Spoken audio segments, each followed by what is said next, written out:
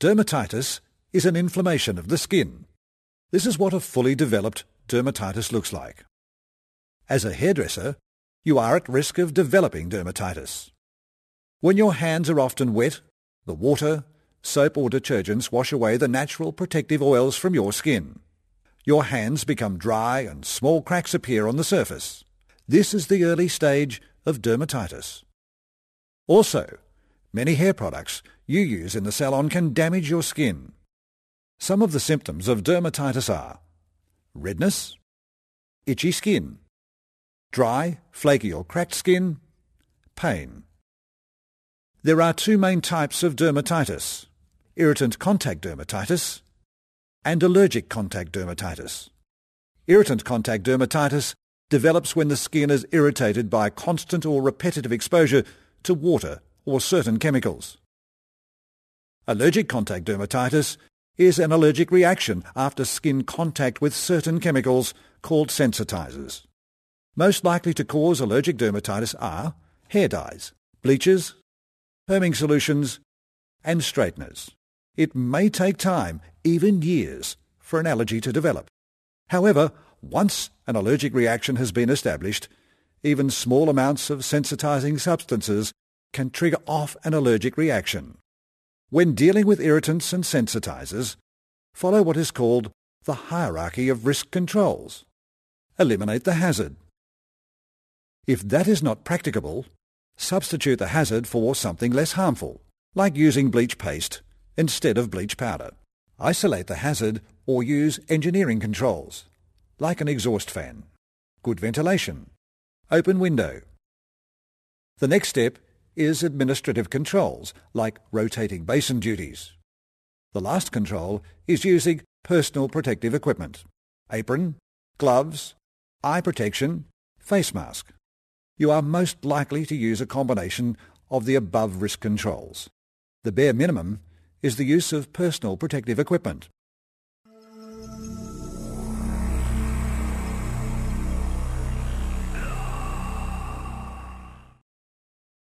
You must put a barrier between your skin and hairdressing chemicals. You must wear the required gloves when dispensing, preparing or mixing, applying and rinsing, cleaning or disinfecting, and cleaning the salon. Use high-quality, powder-free gloves or gloves specifically designed for the salon. Powdered latex gloves can cause skin allergies. Use vinyl or nitrile gloves instead. Wear rubber gloves when cleaning the salon or equipment. Here are some rules. Your hands must be clean and dry before putting on gloves. Your gloves should protect you from the chemical you are using, fit your hands and cover the wrists, are easy to work in, and glide smoothly over hair. Change your gloves when they become moist inside or get damaged. Don't wear the same glove for longer than 20 minutes at a time. Wear gloves only with the inside in and the outside out. When taking off gloves, don't let the contaminated surface touch your skin. If a chemical splashes onto your skin, wash it off immediately under running water. Be careful not to rub the chemical into your skin. Check the material safety data sheet. Disposable gloves must be thrown away after use and must not be reused. You can wash reusable gloves with soap or detergent between uses. Dry the outside, then turn the glove inside out to let it dry. Remember to turn them back before use. You should also wear gloves when washing and rinsing hair. Rotate hair washing duties with your workmates. This means that the more senior workmates should also wash hair. It's a good practice to spend the same amount of time for wet work and dry work, to allow your hands to recover. For example, if you wash hair for 20 minutes, follow on with work that does not require wet hands or gloves for 20 minutes. Don't wear rings at work.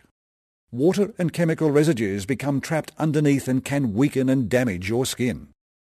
Use moisturizing cream to prevent your hands from becoming dry. At the beginning of the day and during breaks, at the end of the shift, before going to bed. Apply the moisturizing cream to the hands, wrists and between your fingers.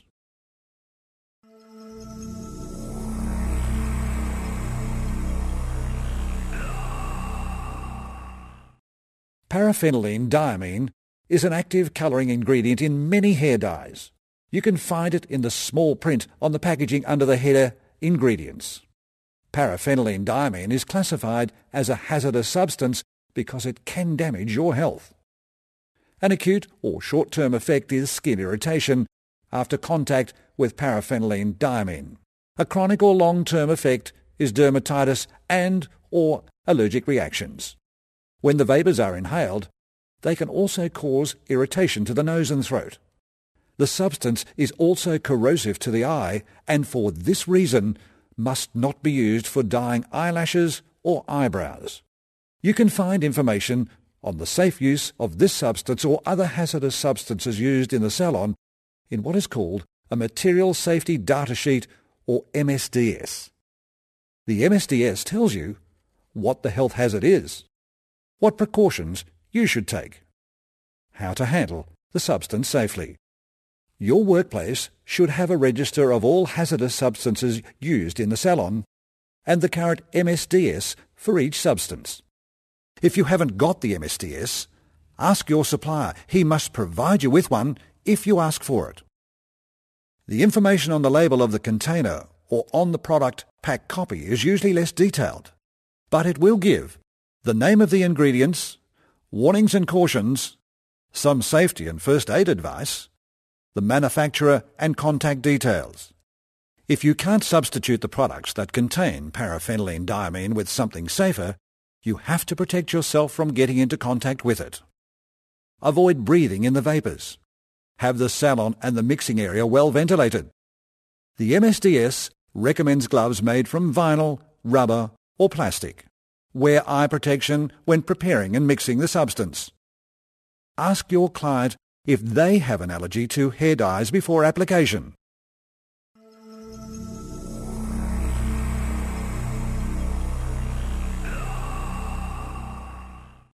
Almost all hair products contain ingredients that, if breathed in, may cause or worsen asthma.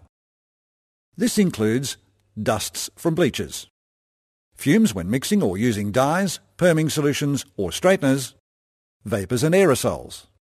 You can have an immediate allergic reaction to bleach or to natural rubber, especially cheap powdered latex gloves.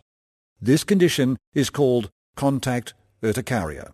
Symptoms are swollen skin or welts on the skin, sneezing, a runny nose, watery eyes.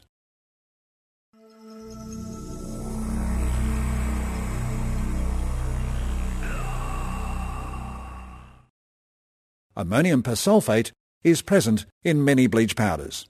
It is a recognized irritant to the mucous membranes. It makes your nose runny and your eyes watery.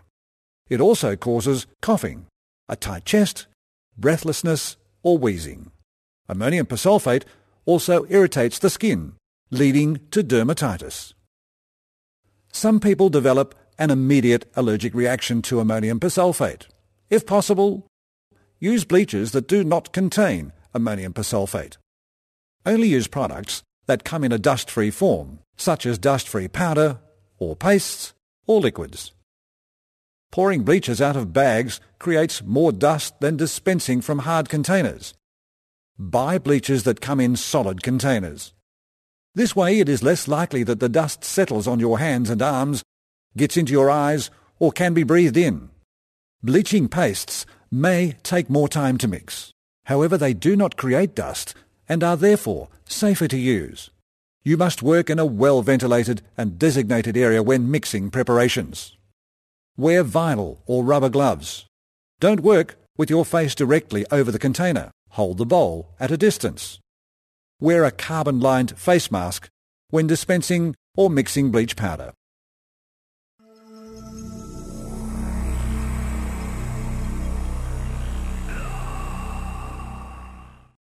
Paraphenylene diamine and ammonium persulfate are only some of the hazardous chemicals used in the salon. Always follow the instructions in the MSDS on handling, storage and safe use of hairdressing chemicals. Here are some general guidelines. Keep chemicals in their original containers. If you decant and the chemical is not used up immediately, label the new container. Close containers immediately after use Store in a designated, cool, dry and dark place away from heat sources. Keep flammable chemicals separate from oxidizers such as peroxide. Only mix ingredients as instructed by the manufacturer.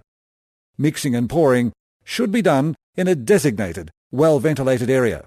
Make sure there is a window or ventilation like an exhaust fan that takes away the fumes. Don't work with your face directly over the mixing container.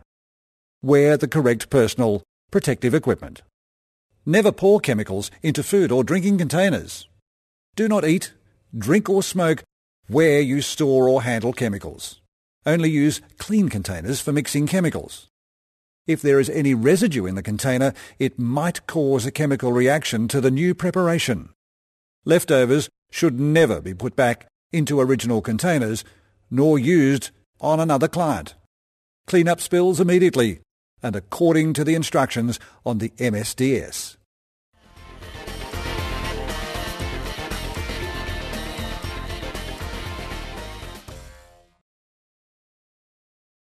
Hold the sharp ends of the scissors away from your body. When passing scissors, offer the handles. To clean scissors, wipe blades carefully towards the tips of the scissors and away from the body to avoid injury. Disposable razor blades are for single use only and placed in a sharps container after use. Observe local and state regulations. In most states, the use of traditional cutthroat blades is banned. When using electrical appliances, make sure the power point is switched off before inserting and taking out plugs. Don't pull the cord, pull the plug. Don't overload power points. Don't use faulty electrical equipment, report it to your supervisor. Equipment is faulty if it malfunctions, has loose wires, a damaged or frayed cord, or gives off a burnt smell. Faulty equipment must be set aside for repair by a qualified person or replaced.